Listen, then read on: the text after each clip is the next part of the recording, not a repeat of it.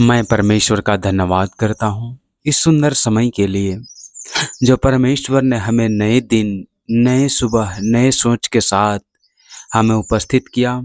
इसलिए मैं परमेश्वर का बहुत-बहुत धन्यवाद देता हूँ और परमेश्वर की महिमा के लिए, परमेश्वर की यादें के लिए हम आज सीखेंगे भजन संहिता 2 का 1 से लेकर भजन संहिता 1 से लेकर 12 तक हम पढ़ेंगे और सीखेंगे और समझने की कोशिश करेंगे। उसमें लिखा है भजन संहिता 1 2 का 1 में, जाति-जाति के लोग क्यों हुल्लड़ मचाते हैं और देश-देश के लोग व्यर्थ बातें क्यों सोच रहे हैं।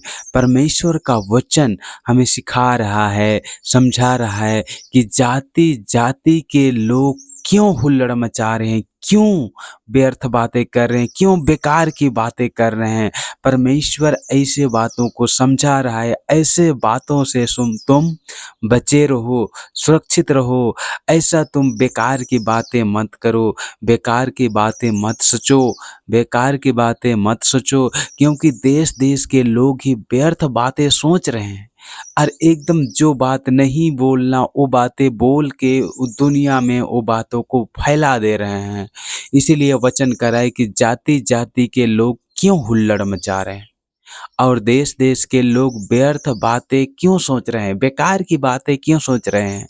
इसलिए मेरे भाई, मेरे बहन, परमेश्वर का वचन हमें सिखाता है, यहोवा के और उसके अभिषिक्त के विरुद्ध पृथ्वी के राजा मिलकर और हाकिम वापस में समिति करके कहते हैं, आओ हम उनके बंधन तोड़ डालें और उनकी रस्सियों अपने ऊपर से उतार फेंकें।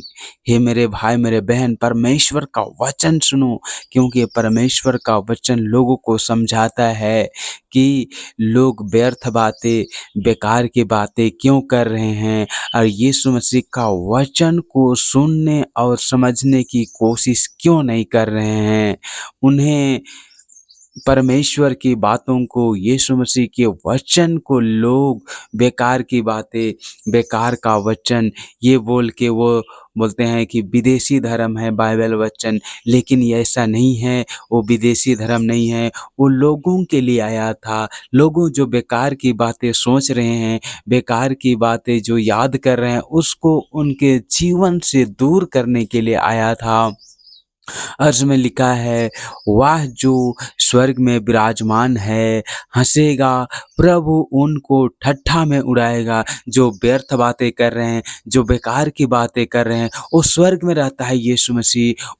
वो मतलब जो हंस रहा है, वो जो बेकार की बातें कर रहे हैं, स्वर्ग में विराजमान परमेश्वर है, वो उनको देख के हंसेगा।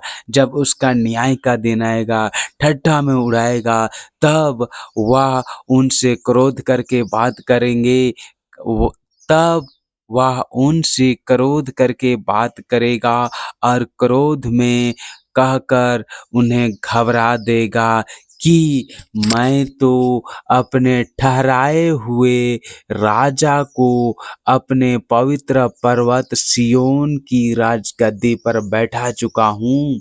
मैं उस वचन का प्रचार करूँगा जो यहोवा ने मुझसे कहा, तू मेरा पुत्र है, आज तू मुझसे उत्पन्न हुआ है। आमीन।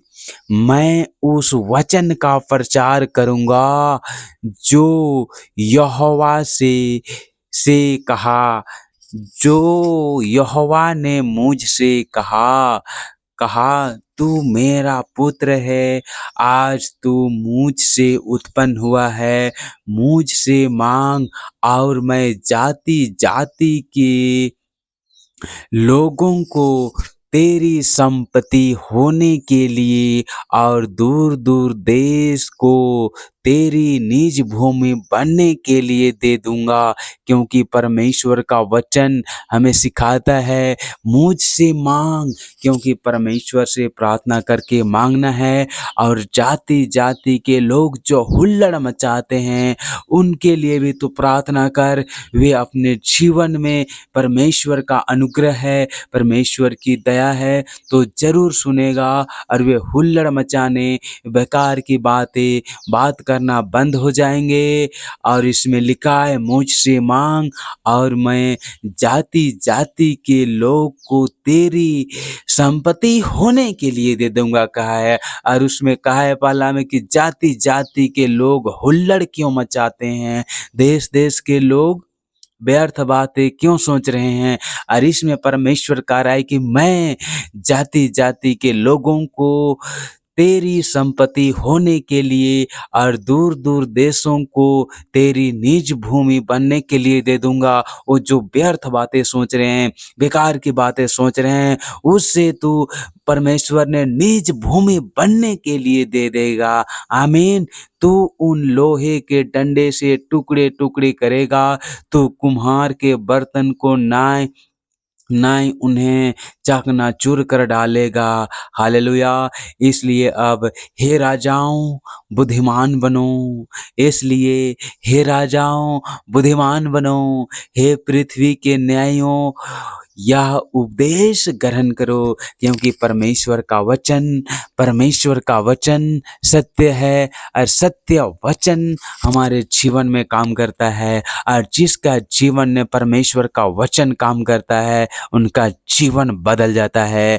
डरते हुए यहोवा की उपासना करो और कांपते हुए मगन हो।